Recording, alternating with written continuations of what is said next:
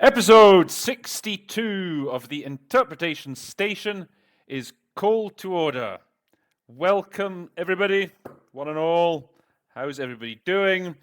We've got an episode for you tonight, this evening, in the one-pound thank you, Roland format.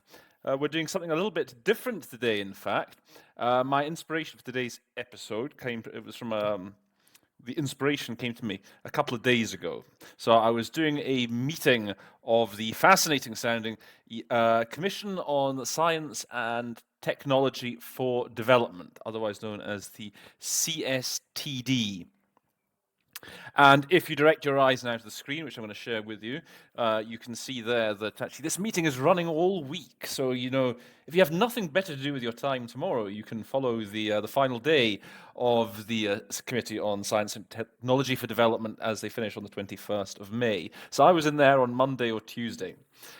And so there was like a round table, panelists giving briefings, presentations, what have you. Typical sort of format at the UN. You had the round table first, and then afterwards they give the floor to delegations to sort of intervene, to make statements. One of those statements was from Cuba. And unusually for Cuba, so usually, you know, you get the statement from them in Spanish. For whatever reason, this time around, we got a statement from them in Spanish, but also one in English. How unusual. Now, when you get this at the UN, the internal UN lingo for this kind of thing is it's called a Van Doren, when you get the translation into English of the original text. Don't ask me why it's called a Van Doren. I do not know. I don't know if it's named after a person or whatever. That's just what they call it at the UN. A Van Doren. And anyway, I had the idea, wouldn't it be interesting maybe to analyze a statement like this, looking at basically the translation into English, how it was rendered, and seeing what was good in it, seeing what was not so good at it in it, seeing, you know, what other solutions that we could offer. And yeah, and then we'll see at the end what mark I give them. Maybe I can do this more often. You see, as whenever I get Van Dorens, I can start building up a league table. I don't know if any of you guys do you watch Top Gear? And they always used to have the personalities, the celebs, come on, and they do a lap of the track in whatever the sports car of the moment was. And they'd have a league table, and they'd put up all their times and things. So I was thinking maybe I could do that for the various Van Dorens that we get over the course of time, as long as I keep making episodes. So anyway, so Cuba is first up for this experiment, and let's have a look. Let's have a look at the quality of the translation given, and yeah, obviously we're going to learn new words, new solutions. A lot of this stuff that they talk about is again bread and butter at the UN, so it's good to have a lot of these expressions. So just before actually we get to the nitty-gritty of the statement, I would just point out here presencial in Ginebra. I haven't highlighted this, but I just noticed it. Presencial in Ginebra, which has been rendered as presence in Geneva, which isn't that isn't that great a solution, to be honest. We'd say in person in Geneva, okay? But we're going to let them off for that because that's just the title and that doesn't really matter.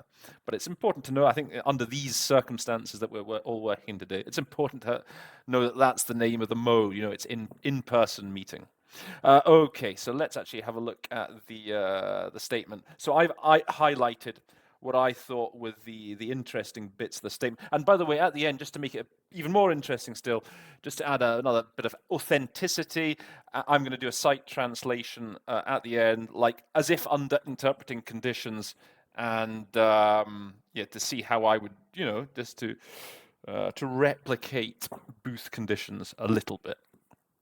Okay, so the first thing I highlighted here was dar continuidad al trabajo de la comisión, which I usually just say, to provide continuity to the work of the commission. That's there's a phrase they use quite a bit. So again, it was interesting to see what the Cubans did, and they said just to continue its work. So they didn't really do anything fancy there. Just it allows the commission to continue its work. So I think either or are fine if you want to say provide continuity or provide consistency, maybe. Moving on. Oh, no, this is an important word. Okay. La pandemia ha exacerbado los graves problemas. So the Cubans have gone to see with the cognate, which is perfectly good. Exacerbated. For that, I would do the same, or perhaps I might say has compounded the grave problems. Or, for example, or you can just say, if nothing else springs to mind, just simple old worsen. It's worsened the grave problems facing humanity. Then here, ha develado nuevas amenazas. So the word that came to me here was exposed. Okay, it's exposed new threats. Now the Cubans have gone for it has revealed new threats. I don't think that's quite right. You reveal a big story, don't you? Or you reveal a secret, whatever.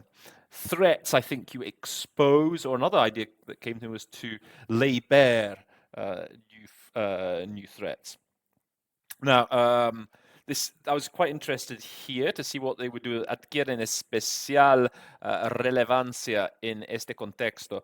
So here I would have said, something along the lines of, I would have just said, are particularly relevant. Promotion, protection, respect for the right to health has become particularly relevant in this context.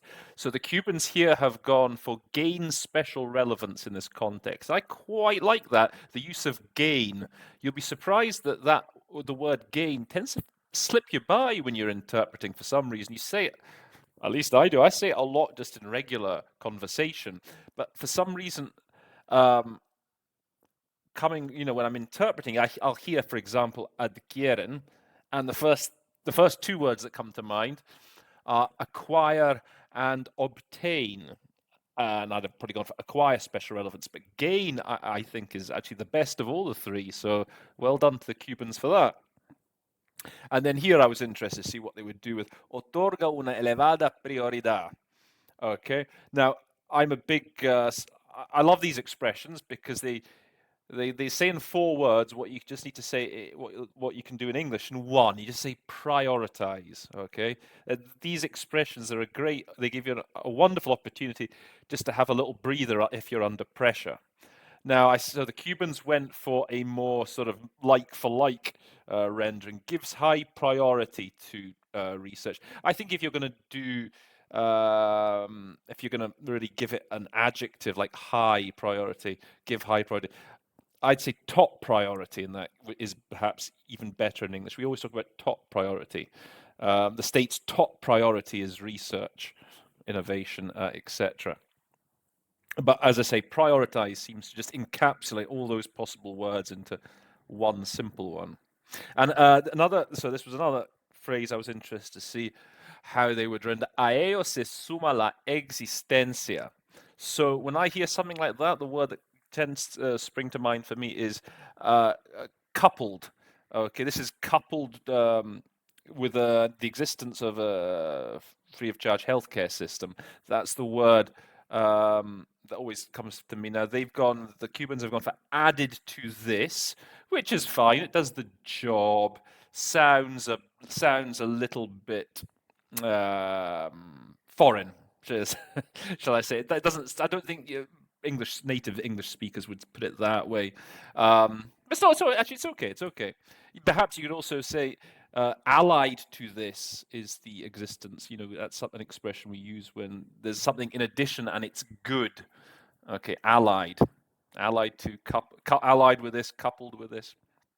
And then, okay, this sistema de salud gratuito. So then we move here to salud gratuito. And my reaction is, I tend to say free of charge. I tend to add the of charge when something is gratuito and when I'm rendering it. The Cubans, they've just gone for free universal healthcare system, which is also fine. I think maybe free of charge gives a slight maybe takes up the quality up a little notch, but it's not a big deal. And also, oh, okay, I didn't highlight this here, but it's an important thing to point out, perhaps.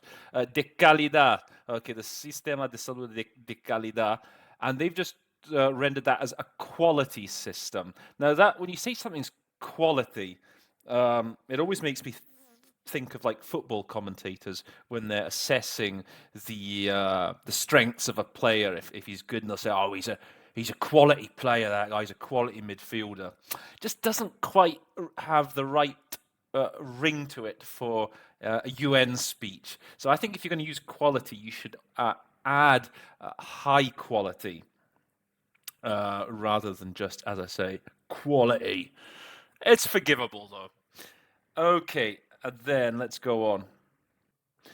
One thing I must admit, I wasn't entirely certain of the candidatos vacunales. I wasn't certain what the English formula was for that. And, you know, it is, by the way, vaccine candidates. When you have other countries talking about the vaccines that they're trying to develop themselves, they're called vaccine candidates. This appears to be the set terminology. So, now here's an interesting one: el abnegado trabajo. And I've got to admit here, I was very impressed by what the Cubans did here, because when I was looking at it myself, the first word that came to my mind was self-sacrificing.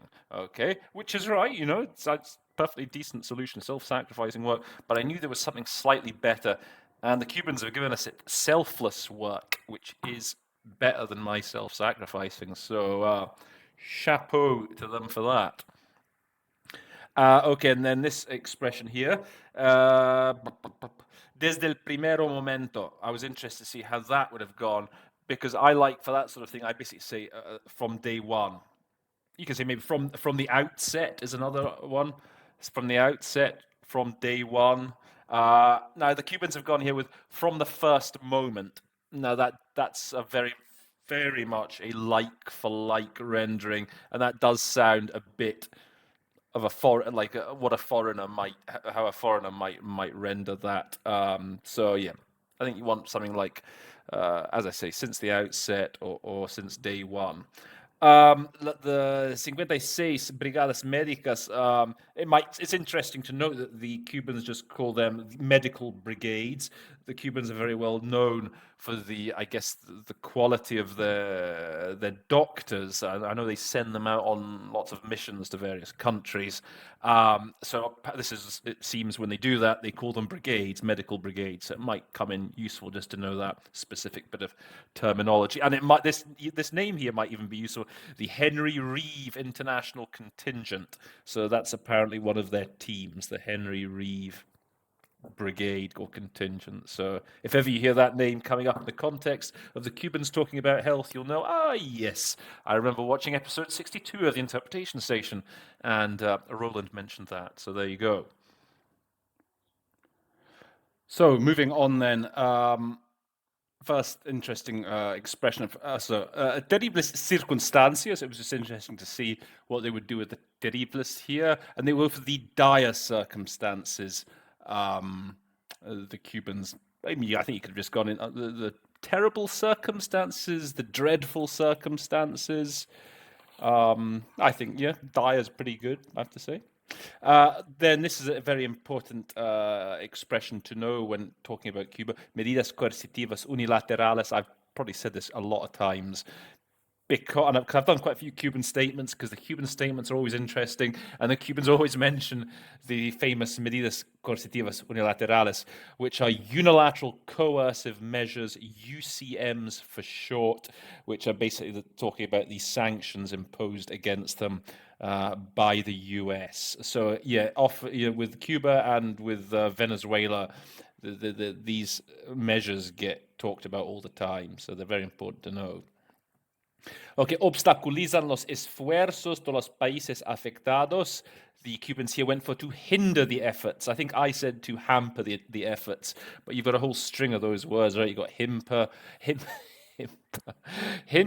hamper, impede are the three, my three go-to ones, my semantic field, if you like, for that concept. Okay, el impacto negativo. It's always good just to have an alternative for negativo other than, okay, so I mean, negative is fine, but you can also talk about the adverse impact or the detrimental impact of the blockade. It's always like, this is always the wording for bloqueo económico, comercial y financiero. Unfortunately, you can just use all the cognates there, the economic, commercial, financial blockade. It's good to know just those three, just to be able to reel them off, actually. Okay, se aggrava, so el impacto, this relates to el impacto se aggrava. So the translator here went for is aggravated. I think we'd probably use a slightly different tense in English. We'd probably say has been aggravated or has been compounded, has been amplified. It could be another potential one. Y resulta más cruel. I don't like crueler here. Doesn't sound right in English to me, at least. I think when they talk about like an impact getting worse, like in that context, like has become harsher. I think harsh is a better word than cruel. And okay, in el context del enfrentamiento a la COVID-19, the confrontation with COVID-19, I'm not entirely happy with confrontation. I mean, in English, you could probably just say in the context of, well, let's say in the context of fighting COVID-19, in the context of the struggle with COVID-19, or just leave it out together, to be honest, in the context of COVID-19, if you were in a rush. Here's another, okay, we were mentioning that semantic field a moment ago about obstaculizan. So I think dificulta would certainly fall in that same semantic field. And here the Cubans have gone for it hinders the arrival. So there you go. Hinder, hamper, impede. Now this one I found was interesting. Insumos, materiales, equipos, y otros insumos. So usually my reaction with insumo is to go with inputs, generally speaking. But I noticed that it gets used a lot in the context of medical equipment for COVID and what have you. And so the Cubans have gone here for supplies, and I think that might be actually the best solution. Actually, I think that might be better than inputs. It's interesting to look. I mean, I think both are fine, but I think supplies could be the word that you're after. Avanzar en el desarrollo de nuestros candidatos. So the Cubans here have gone for the cognate, which is okay, to advance in the development of our vaccine candidates. Not a big fan of using advance generally in English. Always sounds to me a little bit out of date, old-fashioned to advance, whatever. Certainly using it as a verb, but advances in technology used as a noun is fine. Perhaps to further the development of our vaccine candidates, I think I would prefer. Okay, privilegiar intereses mezquinos. This is another interesting expression. Again, here, privilegiar, this is one of these words where I like to use prioritize. I've said this many times during my episode. Sorry to bore you. It's the pre. You see, the pre immediately triggers prioritize, the PRI. Our Cuban friends have gone here with favoring, though, which is also pretty good, to favor petty interest. I was interested to see what they would do with mezquinos. And petty interest, I like that a lot, actually. I think perhaps I would maybe go with narrow interests myself if I was doing it, and I heard that narrow interest seems to be a slightly more natural sounding English collocation, slightly, but petty interests still seems very good to me.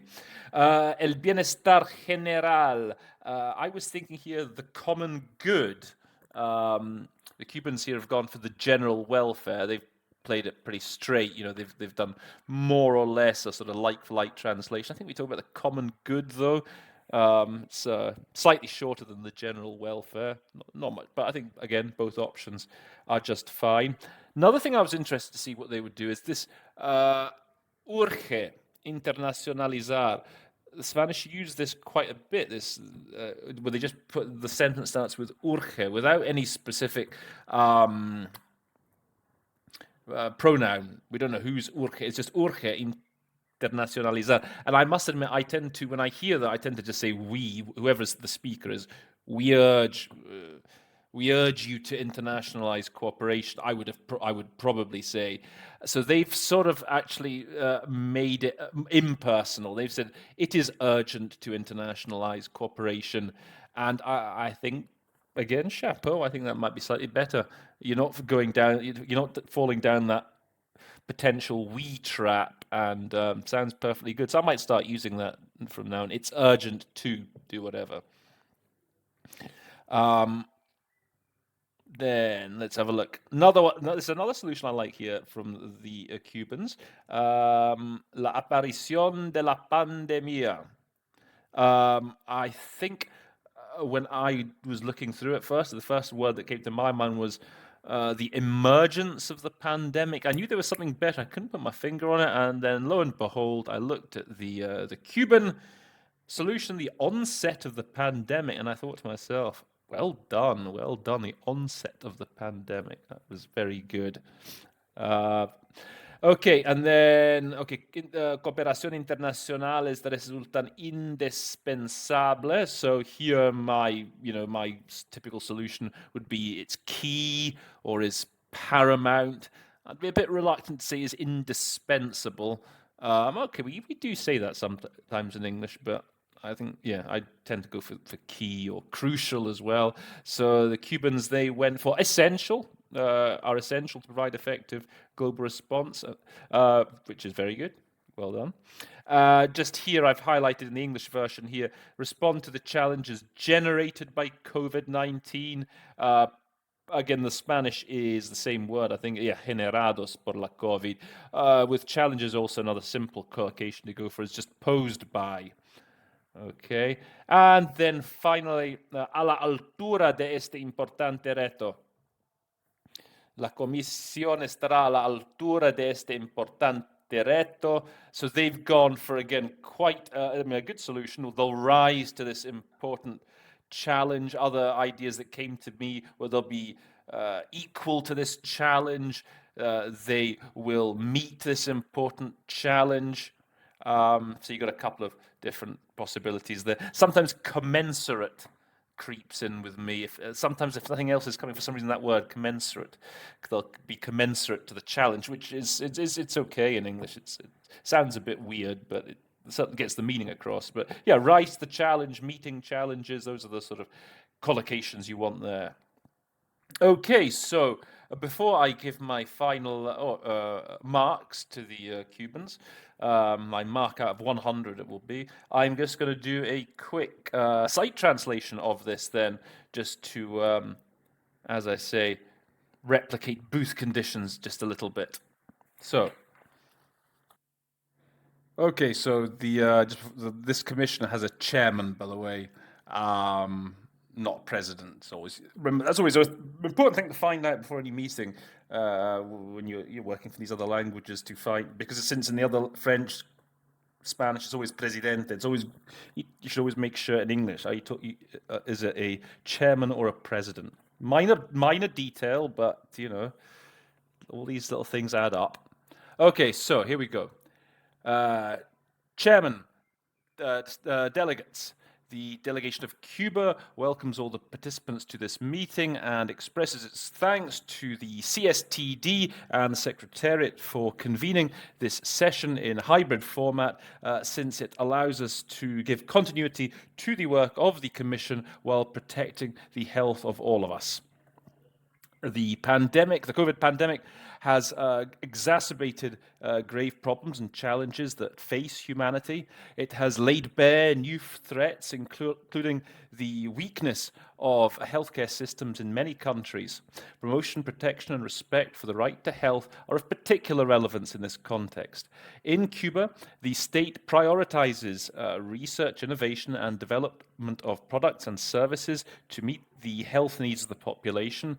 This, allied to the existence of a free-of-charge healthcare system, a high-quality, universal system that guarantees the right to health for the Cuban people.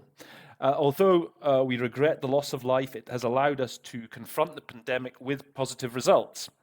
Today, we have 5 vaccine candidates against COVID-19 thanks to the development of Cuban science and the selfless work of our scientists. We hope that this year to immunize all the Cuban population. Our country, convinced that these are times for solidarity and viewing health as a right, has shared since day one its experience in combating epidemics and has sent thus far 56 medical teams from the Henry Reeve International Contingent to 40 countries and territories. We regret that even in the dreadful circumstances created by the pandemic, certain countries persist in applying UCMs, which are a violation of the UN Charter and of international law, and hamper the efforts of the countries affected to deal with COVID-19 and achieve the SDGs. In the case of Cuba, the adverse impact of the economic, commercial, and financial blockade imposed by the US has been compounded and has become all the harsher in the context of dealing with COVID-19. This policy sees additional pressure placed on our public health system, and it hampers the arrival of humanitarian aid to the country and access to material, equipment, and other supplies urgently needed to save lives, to protect our healthcare personnel, and to further the development of our vaccine candidates. Under current circumstances, prioritizing narrow interests over the common good will only heighten the suffering and the death toll, including in the industrialized countries. It's urgent to internationalize the cooperation. It's urgent to combat for the establishment of a just, democratic, and equitable international order. 1 year after the onset of the pandemic, Cuba maintains its belief that solidarity and international cooperation are paramount to provide an effective global response to the challenges posed by COVID. Therefore, we firmly believe that the role and leadership of the WHO and other organizations in the UN system are crucial. We are certain that the CSTD will meet this important challenge. I thank you. Okay, so there you have it. There was a couple of bits I sort of maybe slipped up on, but it's always interesting to see, I think, objectively, how I try and, sometimes correct myself. Sometimes when I make a mistake, I'll just keep going. That's another important skill when you're interpreting. If it's a minor mistake you've made, sometimes it's better just to keep going rather than coming back, slamming on the brakes and correcting yourself, because then you can lose the next bit. For example, a más de un año de la aparición. I just said 1 year after the onset of the pandemic. It's actually more than a year after, but okay, it's not a big deal at the end of the day. It's not worth me correcting myself and then losing later more important parts of that sentence. Okay, that's it. That's your lot for today. Hope you've enjoyed that. Oh, we've got to give them a mark, haven't we? Jeez, we almost forgot. The Cuban translator, whoever came up with this, whoever did the translation of this text, how did they do? What do you think, ladies and gentlemen? Drum roll. I am going to give them a mark out of 100. I'm going to give them a score of 83. Enhorabuena. Well done to the Cubans. Whoever translated that, I thought that was a very good actual rendering of that text. Some very good solutions. There was a couple of solutions that even I can learn from. So full marks to the Cuban translator, whoever you may be, sir or madam. Okay, that is it, your lot for now. It's been a pleasure as always. Please do, if you enjoyed the episode, give me a like, give me a subscribe. Pass the message on to your friends. Keep following me on the LinkedIn group page. And that's it. All right. Episode 62 of the Interpretation Station is adjourned.